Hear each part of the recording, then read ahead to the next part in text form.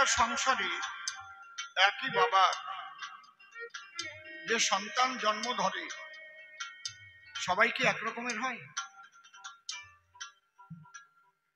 আমার আলোচনার মধ্যে দিয়ে বুঝবার অনেক বিষয় আছে, অনেক কথা আমি আকার ইঙ্গিতে বলবো, আপনারা বুঝে নেবেন।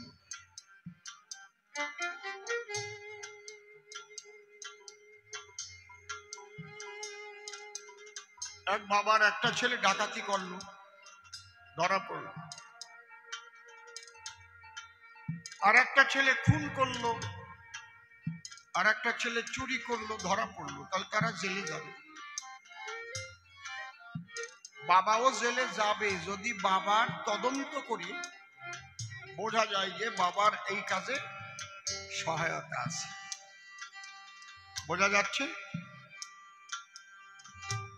এবং তার সন্তান যে কুকাজ করেছে, ডাকাতি করেছে, চুরি করেছে, খুন করেছে, তাতে বাবা এবং মা দুজনেই তারা চাইছে যাতে এর প্রমাণগুলো লোপাট করে দেওয়া যায়,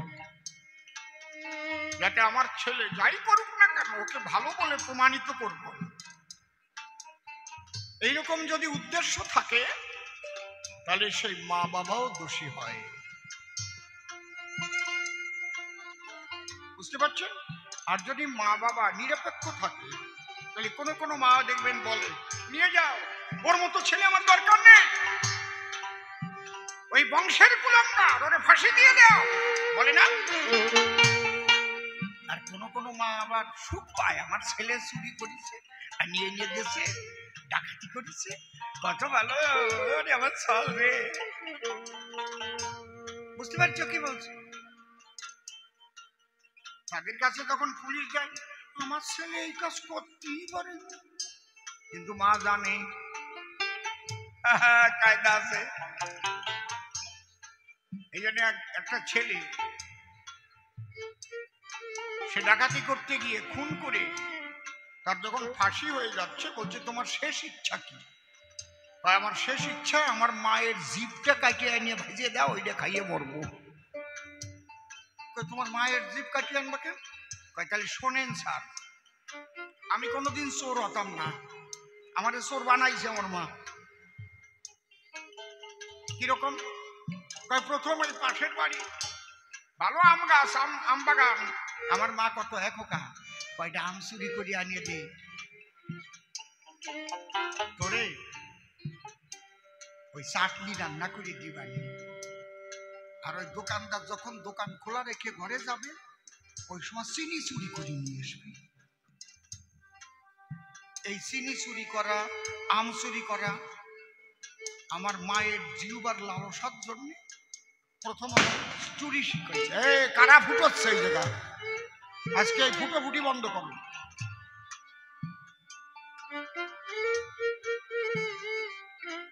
এমনি চারিদিকে ফুটনির জ্বালায় বাঁচি নিয়ে ওই মা এই আম, কাঁঠাল, পেয়ারা দোকানের থেকে চুরি, এইগুলো মা আমাকে প্রথম শিখিয়েছে। তারপরে এগুলো দেখি যে ভালো জিনিস, তো আর কাজ করা লাগে না, চুরি করিয়ে তো ভালোই হয়। এই চুরি করতে করতে ডাকাতের দলে মিশে গেলাম। স্যার টোন বেশি আছে কোনটায়? এই মনিটরে মনে হয়। তাহলে আমার মা যদি ভালো হতো, আমার মায়ের জিহ্বার লালসা যদি না থাকতো, আমার মা যদি বলতো পোকারে খাস আর না খাস, পরের সম্পদ আনিস না বাবা, নিজে যেটুক পারবি আয় করে খাবি, তাহলে আমি কোনোদিন খারাপ হতাম না।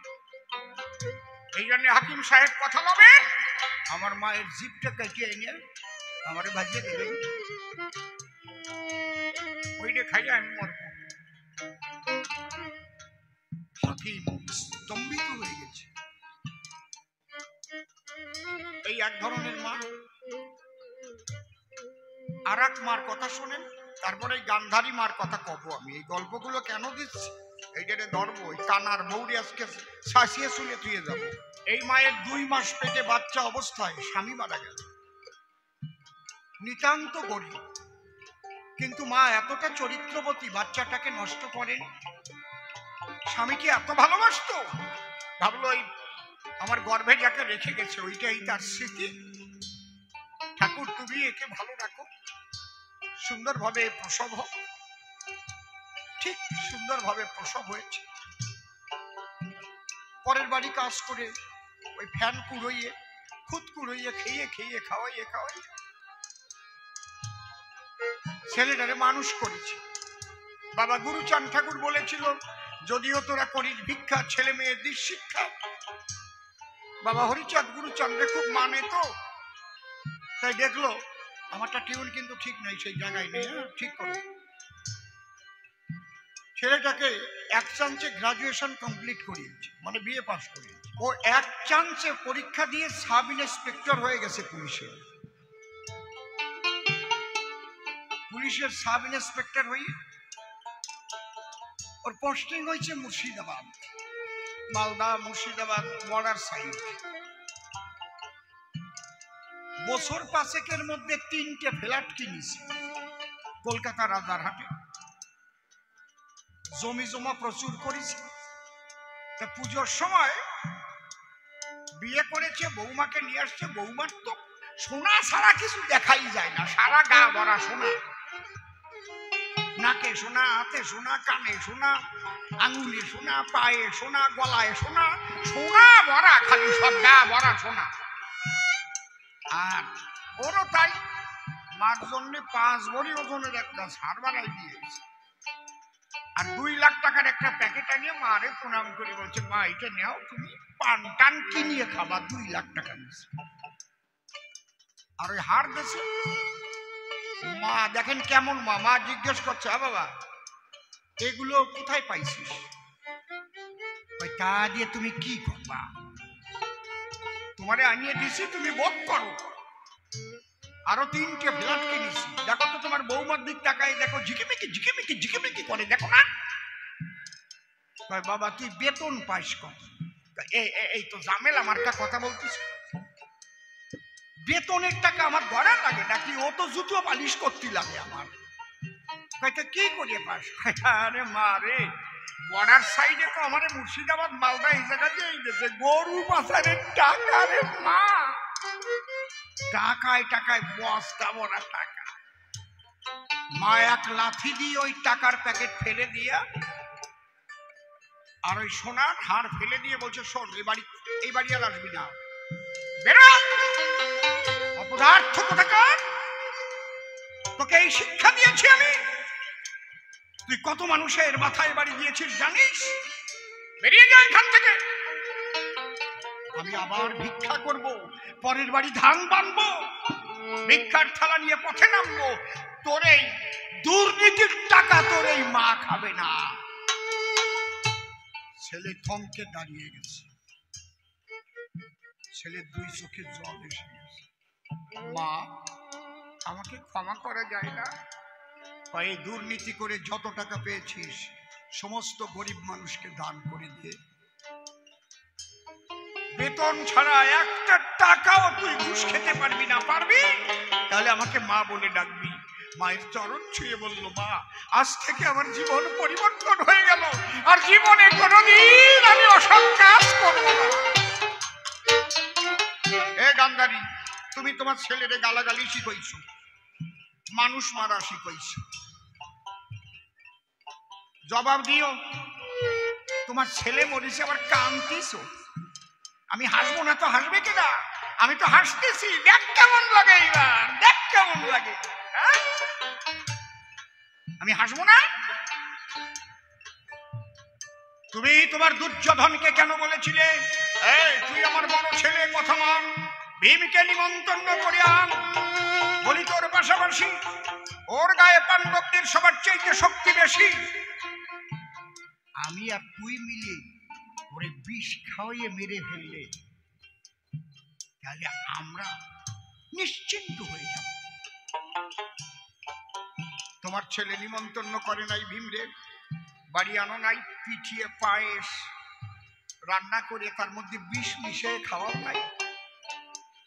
জবাব দিও, যদি বাপের বেটি হও ওই বিষ ইটি কাজ যাবে না আজকে।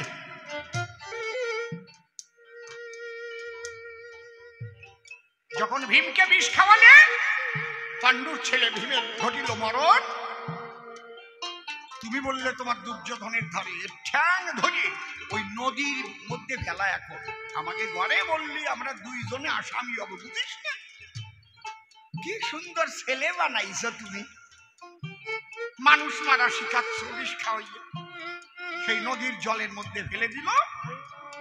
ভাগ্য ভালো ছিল, ওর মধ্যে সাপ ছিল, সাপে গায়ে দংশন করলো, বিষে বিষে বিষক্ষয় হলো বলে বেঁচে গেল পাণ্ডুর ছেলে।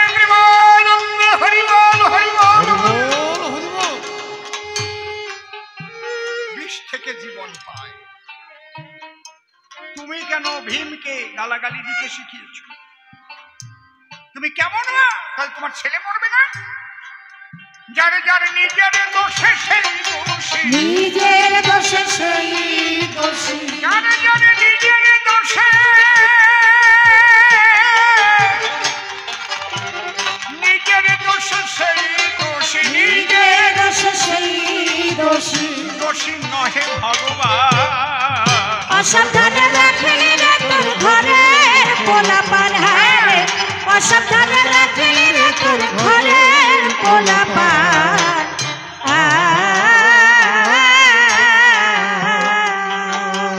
আপনারা কেউ বলতে পারেন হরিচাঁদ ঠাকুরের কয় ছেলে ছিল? কেউ জানেন? হাত তোলেন। ছোট কেউ জানেন না? কেউ জানেন না?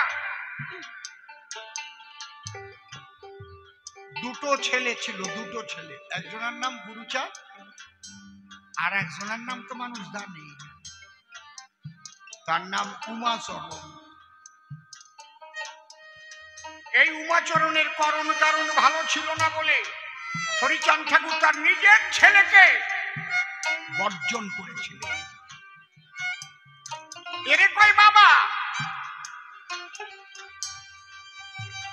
ও গান্ধারী, যেদিন ওই দুর্যোধন জন্ম নিয়েছিল দেশে বলেছিল কিনা বলে যাবা যে এই ছেলেরে বাঁচাই ডাকে না, তোমার বংশ ধ্বংস করবে। জবাব দেবা, তুমি সেদিন কি বলেছিলে? নিজ হস্তে বিষ বৃক্ষ যদি কেউ লাগায়, সেই বৃক্ষ জন্ম নিলে কি তারে কাটা যায়? ব্যাসদেব বলেছিল তুমি আমার কথা লো, এই শিশুকালে নুন খাওয়াই করে মারিয়া ফেলাও। কথা শুনিস? আমি হাসবো না, আমি হাসবো না। কে হাসবে?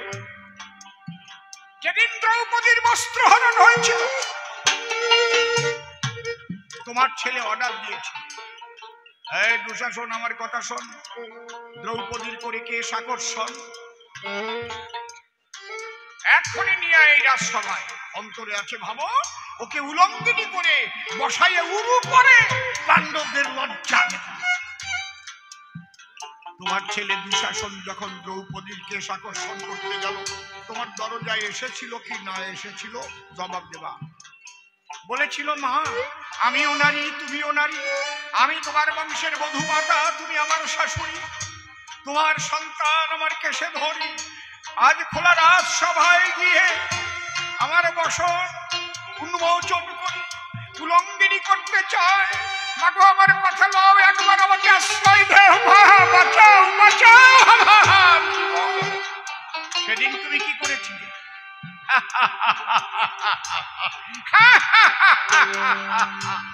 সেদিন তুমি হাসি দিয়ে ঘরের মাঝে গেলে, আর দ্রৌপদীর চুল টেনে নিয়ে গেল তোমার ছেলে।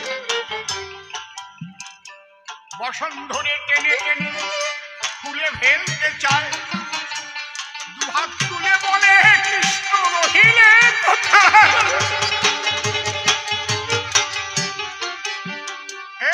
জগন্নাথ গিরিধারী কৃষ্ণ তোমার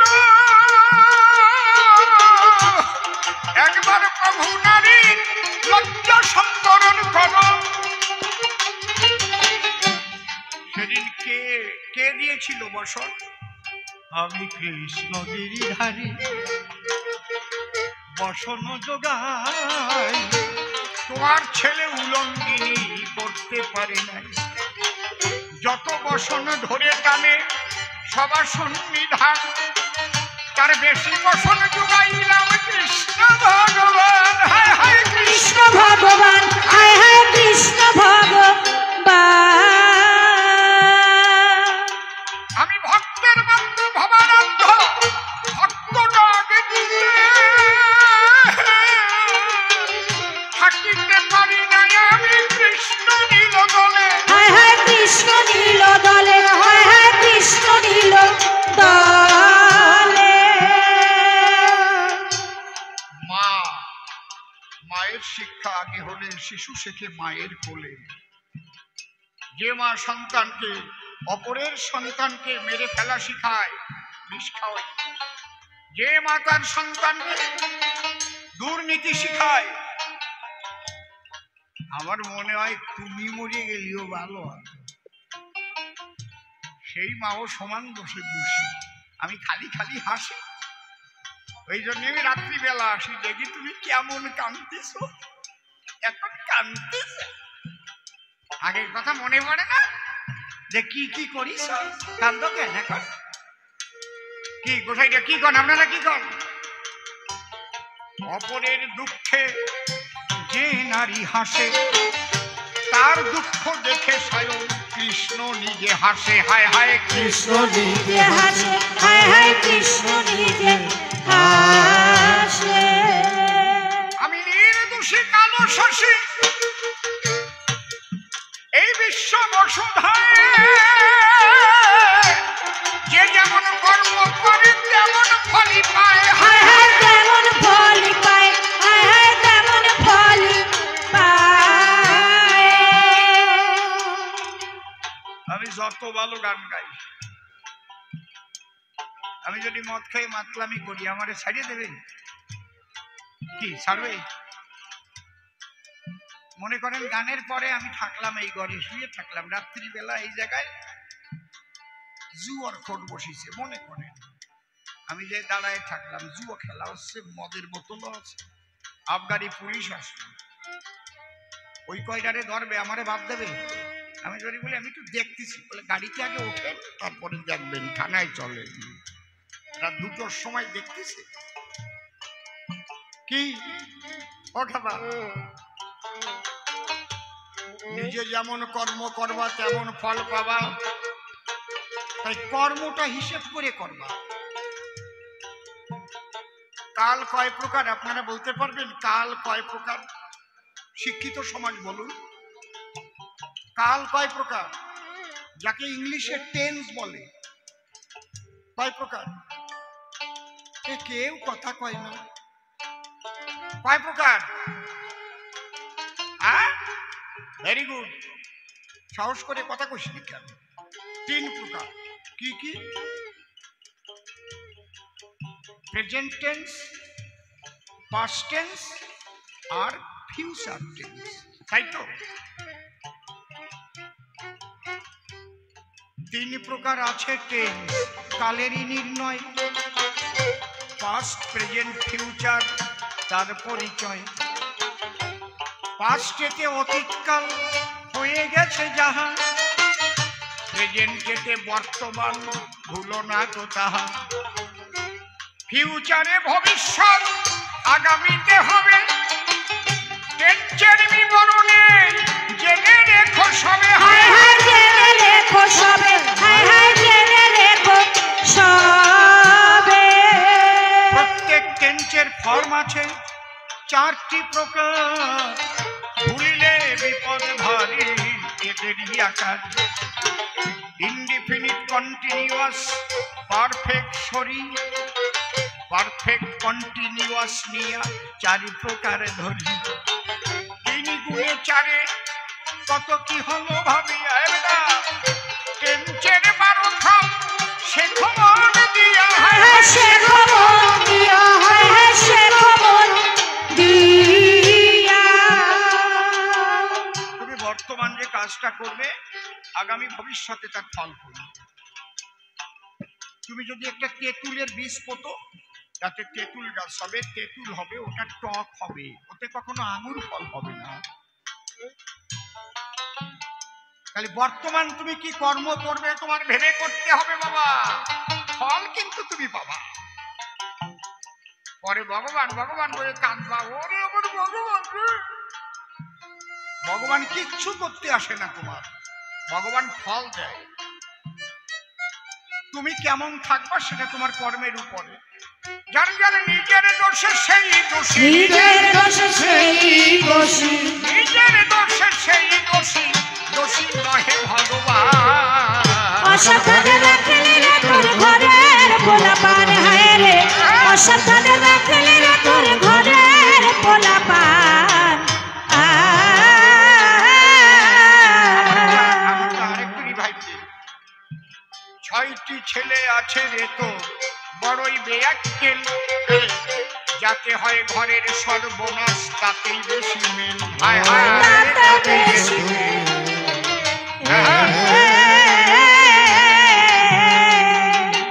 তুই শেষ পরীক্ষায় করিবি ফেল, শেষ পরীক্ষায় করিবি ফেল, শেষ পরীক্ষায় করিবি ফেল, আসবে যেদিন কালের টা। অসাবধানে রাখলে রে তোর ঘরের পোলাপান হায় রে, অসাবধানে রাখলে রে তোর ঘরের পোলাপান।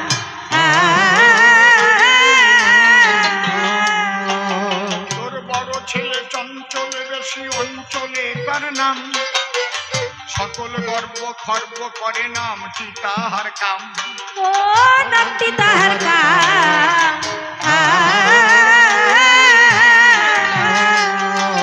ও সে সর্বনাশা তাই জানিলাম, সর্বনাশা তাই জানিলাম, খেপারে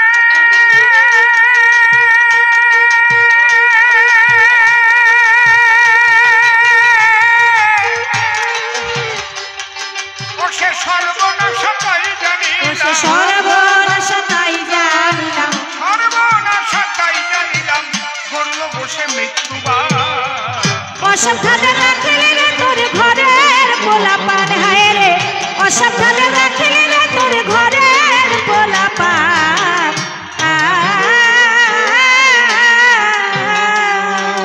তোর মেয়ে ছেলে সকল কাজে করে শুধু ভুল, কতবার যে লোক সমাজে কেটেছে একচুল। ও বেটে নাচু,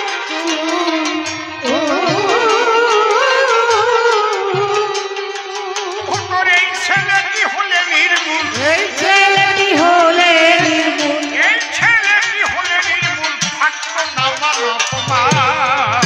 অসাবধানে রাখলে রে তোর ঘরের পোলাপান হায় রে, অসাবধানে রাখলে রে তোর ঘরের পোলাপান।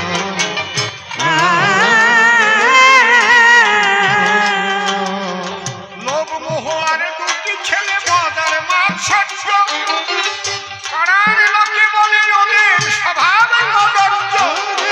চমৎকার ও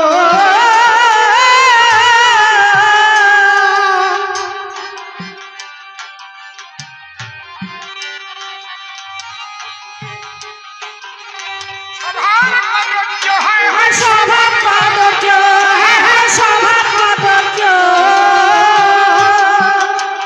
ওই অধর্ম শিখ বলে ধরে ধৈর্য, অধমশীল বলে ধরে ধৈর্য, অধর্ম শিখ বলে ধরে ধৈর্য, সাধন করো সমাধান। অসাবধানে রাখলে রে তোর ঘরের পোলাপান হায় রে, অসাবধানে রাখলে রে তোর ঘরের পোলাপান।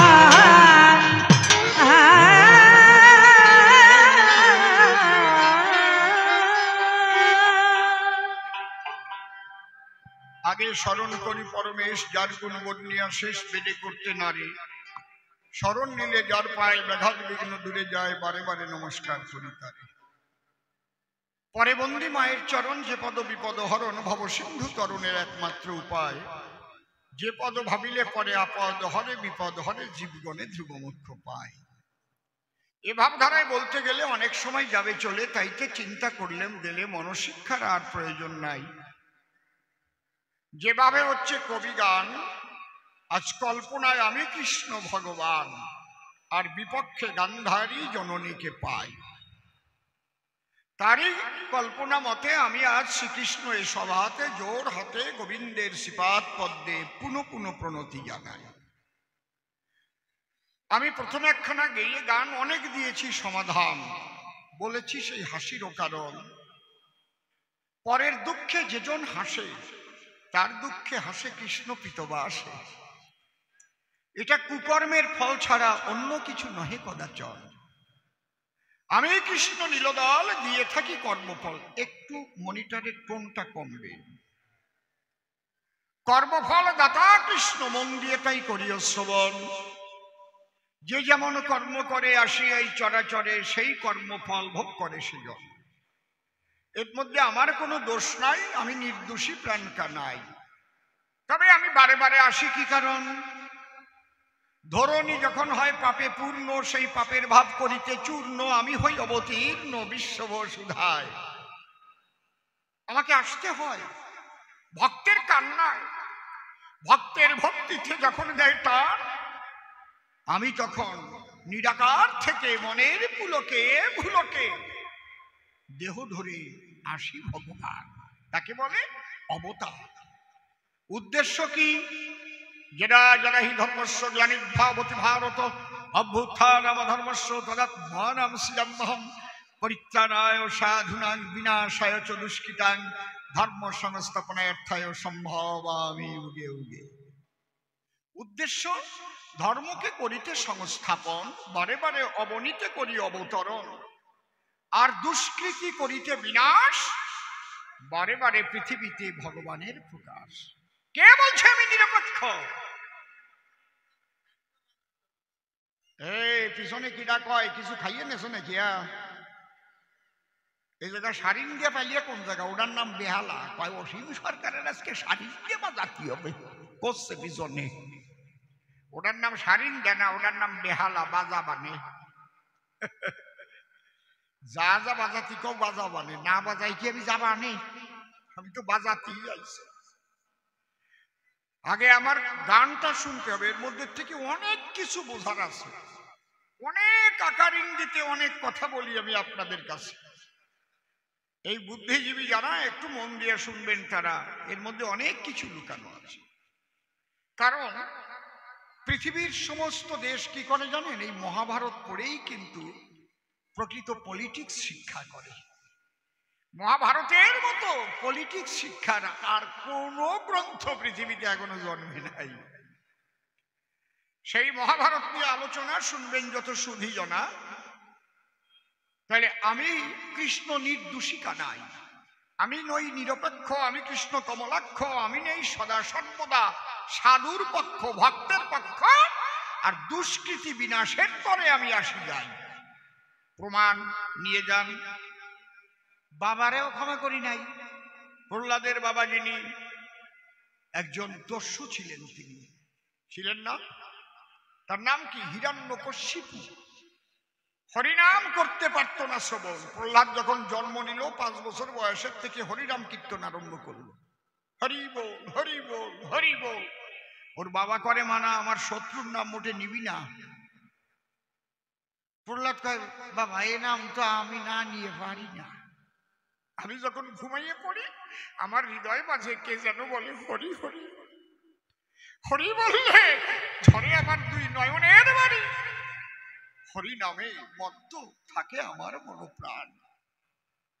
সেই প্রহ্লাদকে হরিনাম ভুলাবার তরে দিয়েছিল গুরুর ঘরে, যাতে লেখাপড়া করে প্রহ্লাদ হরিনামটা ভুলে যাবে।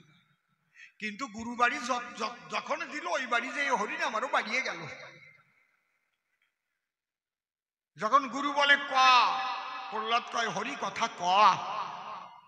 বুঝতে পারিস? গুরু যখন নামটা পড়াতে যায়, 9 ঘরের নামটাই গিয়ে প্রহ্লাদ গুরুদেব রে কয়, গুরুদেব কি বলবো আপনার কাছে, জানেন আপনি 9 ঘরে কি সূত্র আছে? কি? এই নয় মানে হরি ছাড়া পৃথিবীতে মহাবিশ্বে আর কিছু নয়, হরিময়। কিরকম বলে, নয়কে যত সংখ্যা দিয়ে গুণ দেবেন, যে জোড় সংখ্যা কিংবা যত সংখ্যা হবে, ওগুলো যোগ করতে করতে আবার নয় এসে দাঁড়াবে। এর মানে কি জানেন? আগে একটা হরি ছিল, সেই হরি থেকে এই বিশ্ব জগৎ সৃষ্টি হলো, আবার এই বিশ্ব জগৎ হরিতেই হয়ে যাবে লয়, আবার হরি ছাড়া আর কিছু নয়, আর কিছু নয়। গুরুদেব কয়, দেখি তোর সূত্রটা কেমন, শুনো দি আমায়। বলে, নয় একে নয়, আমার হরি ছাড়া নয়। 9 দুগুণ 18, একের পিঠে 18, এক আর 8 যোগ করলে হয় 9, হরি ছাড়া নয়। দেখেছেন? 3 নং 27, 2 এ 7 27, 2 আর 7 যোগ করলে হয় 9, হরি ছাড়া নয়। 4 নং 36, 3 এ 6 36, 3 আর 6 9, আমার হরি ছাড়া নয়। 5 নং 45, 4 এ 5 45, 4 এর 5 9, আমার হরি ছাড়া নয়। 6 নং 54, 5 এ 4 54, 5 আর 4 এ 9, হরি ছাড়া নয়। 7 নং 63, 6 এ 3 63, 6 আর 3 এ 9, আমার হরি ছাড়া নয়। 8 নং 72, 7 এ 2 72, 7 আর 2 এ 9, আমার হরি ছাড়া নয়। 9 নং 81, হরি বড় ভালোবাসি, 8 আর 1 এ 9, আমার হরি ছাড়া নয়। 9 10 এ 90, মনের কথা খুলে কই, 9 আর 0 যোগ করলে হয় 9, হরি ছাড়া কিছু নয়। গুরুদেব মনে মনে ভাবে, তাই আমার 14 পুরুষের মধ্যে এখনো এই সূত্র শুনিনি। কারে লেখাপড়া শিখাবার তরে দেশে আমার দ্বারে, ও তো লেখাপড়া শিখাই ছাড়বে না, আমার যাত্রা তার ঘরে পাঠাই নেই রে মশাই। ওর বাবারে খবর দিয়ে গুরুদেব তার বাড়ি আনিয়ে কয়, তোমার ছেলেরে লেখাপড়া শিখাইয়া যে মানুষ করবো সেই জ্ঞান আমার নাই, আমারে মানুষ করিয়ে ছাড়িয়ে গেছে তোমার পোলা। কি বলবো তোমার ঠাই? কি হয়েছে? ওই 9 ঘরের মধ্যে যা সূত্র বের করেছে, তাতে আমার আত্মারাম খাঁচা হয়ে গেছে। হাসেন তো, যার হয় তার ওই বয়সেই হয়, যার না হয় বুড়ো দোতরা হয়ে গেলি হয় না, বুঝলি? দেখবা বুড়ো বয়সে আকাম করিয়ে বসে, কায়দা আছে। প্রহ্লাদে তাড়াতাড়ি নিয়ে গেল ওর বাবা বাড়ি। বাড়ি নিয়ে তো যন্ত্রণা কম দেয় না, আগুনের মধ্যে ফেলে দিয়েছে, সেই জায়গাতে প্রহ্লাদ বাসে। হাতির পায়ের তলায় ফেলে দিয়েছে, হাতি সুর দিয়ে তারে নিয়ে মাথায় তুলে সেও নাচে, বক্ষে শিলা বাঁধে, প্রহ্লাদ হরি বলে কাঁদে। সেই শিলা বাঁধা অবস্থায় প্রহ্লাদকে সাগরের জলে ফেলে দেয়। প্রহ্লাদ ডেকে বলে, তাই প্রভু আমার বিশ্বাস আছে, মালিক সাই, তুমি যদি ইচ্ছা করো শিলাকে শোলাও বানাইয়ে বাসাতে পারো। ওই যে বাউলরা গান গায় না, শোলা ডোবে পাথর ভাসে হরি নামের নিশানা, ওই যে ওই ঘটনার থেকে গানটা রচনা হয়েছে। হলো সাপের সাথে নেউলের পিড়ি, শরীর থলে যায় জানা, শোলা ডুবে পাথর ভাসে। মারল না, প্রহ্লাদ আবার উপরে নিয়ে আসলো। কয়, ওর বাবা বলতে লাগলো, এই তোর হরি আছে কোন কোন জায়গায়? বলে, জলস্থল অনলে অনিলে, ভক্তি ভাবে ডাকলে তারে সব জায়গাতে মেলে। আকাশে বাতাসে সব জায়গায় আমার হরি ভাসে, প্রতিটি ধূলিকণার মধ্যে হরি ছাড়া আর কিছু নাই। ওই কথা শোনার পরে প্রহ্লাদের বাবা বলল তারে, এই ফটিকের স্তম্ভের মধ্যে তোর হরি আছে কিনা বলতো। তাই বলে, আছে। এই কথা যেই কহিল, প্রহ্লাদের পিতা ক্রোধান্বিত হলো।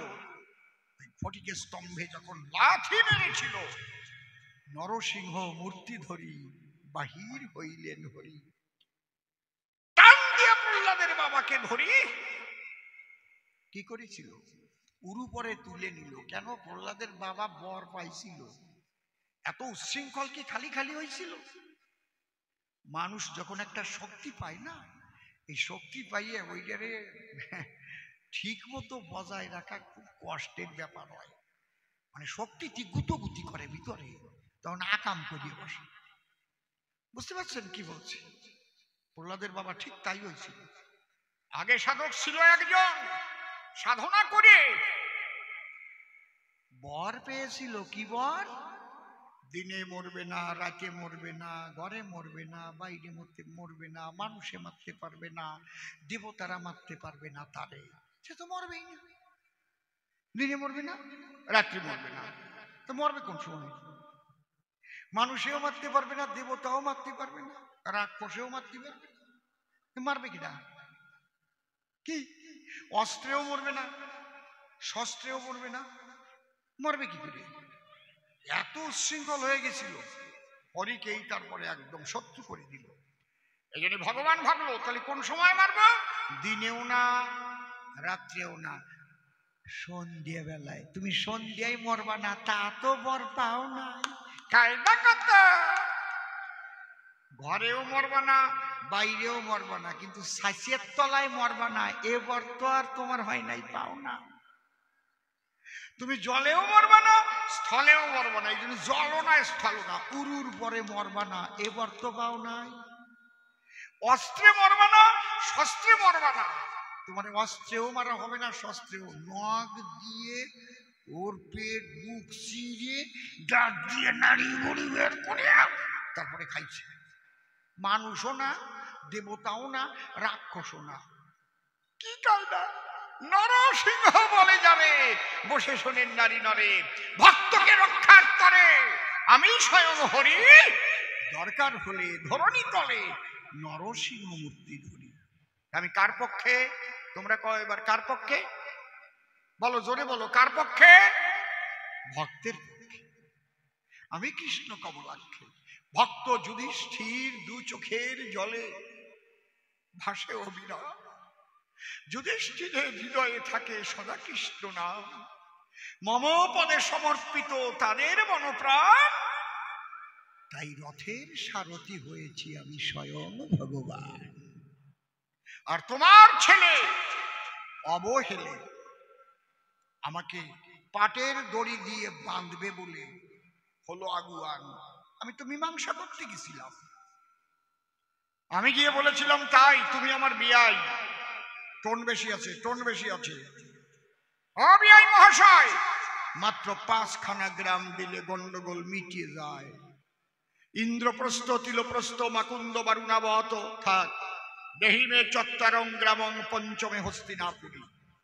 তোমার ছেলে তখন বলেছিল, ডাক দিয়ে আমার বরাবরই, পাণ্ডবের দালালি করবার তরে তুমি এসেছো আমার ধরে, এই আন্তপাটের দড়ি মনে আছে? ভাবো, একে দড়ি দিয়ে বেঁধে জেলখানায় ঢুকাবো।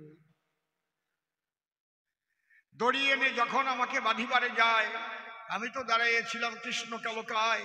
দুর্যোধন সামনে হঠাৎ চেয়ে দেখে তাই, যে কৃষ্ণ দাঁড়িয়েছিল সে সামনে আর নাই। পিছনে গিয়েছি আমি কৃষ্ণ কালো শশী, ওখানে গিয়ে দিয়েছি যখন মৃদু মৃদু হাসি। দুর্যোধন বলে ডেকে, আমার পশ্চাতে হাসে কে? বলে, আমি কালো শশী। তুমি সামনে ছিলে, কখন তুমি পেছনে এলে? আমি বললাম, বিয়াই আমার নাম কানাই, আমি কাহা আছি কাহা নাই, সর্বত্র থাকি মালিক সাই। সর্বত পানিপাদং তৎসর্বত কৃষির মুখং সর্বত শ্রুতিবল্লকে সর্বমাবৃত তিষ্ঠতি। তথাপিও বোঝে না দুর্মতি ওই দুর্যোধন।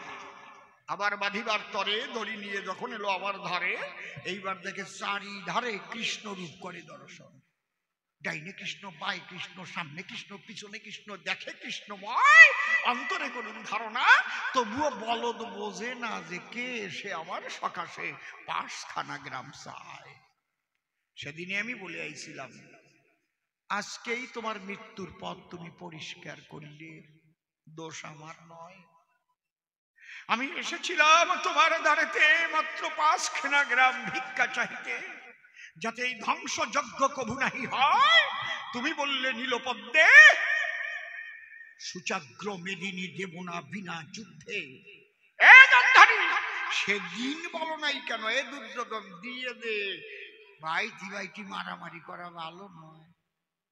সেদিন ভাবিছিল কি, ওরা মোটে 5 জন আর আমার হচ্ছে 100 জন। ওগিয়ে গেলে আমার ছেলে মাথা নত করবে কি কারণ? আসে না এক ধরনের মাইয়া মানুষ এরকম। এ জায়গা নাই, দীঘার এদিক নাই, এ জায়গা ভালো। আছে না? কি আমার ছেলে কত ভালো, এরকম ছেলে মোটে হয়নি, বোঝো না? আর অপকম্বের দবাসারে তাও কবে আমার ছেলে ভালোই চরাচরে। বুঝেছেন কি কইছি? কায়দা আছে। এই জন্যে মা, আমার কোনো দোষ নাই, তোমার কাছে বলে যাই, মানুষ মারিয়ে ধর্ম হয় না। হাঁসের বাচ্চা হাঁস হয়, মুরগির বাচ্চা মুরগি হয়, গরুর বাচ্চা গরু হয়, সব মানুষের বাচ্চা মানুষ হয় না। মানুষের মতো দেখতে হয়। সব মানুষই মানুষ নয়। মানুষ কারে কয়? যার নিজের মানে হুঁশ রেখে চলে সর্বদাই। এমন কর্ম করিব না কদাচন আমার কর্মের দ্বারাই আর আমার মান হানি যাতে ঘটে যখন তখন এই কর্ম করব না। আমার মান আমি যদি নষ্ট না করি, তুমি নষ্ট করতে পারো? আমি আকাশ করব না, মোটে আকাশ করব না, তাহলে আমার মান তো থাকবে, আমার মানে আমার হুঁশ থাকবে, তবেই তো মানুষ করবে। অগ্নিজ গরলশ্চৈব শস্ত্রপাণি ধনাপহ বিত্ত ভার্যা হরশ্চৈব সরৈব আততাই ভবে। ওমা, আমি বলি তব পাশে বিনা দোষে পাণ্ডবদের আগুন দিয়ে পোড়াবার জন্যে যত গৃহ তৈরি করে ঢুকাইছিল কেন তার ভিতরে, একটু বলিয়ে যেও সবার পাশে।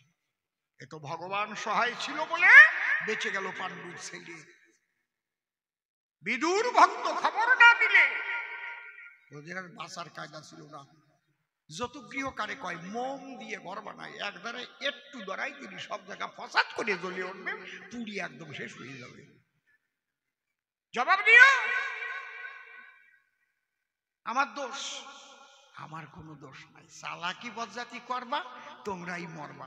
ধরো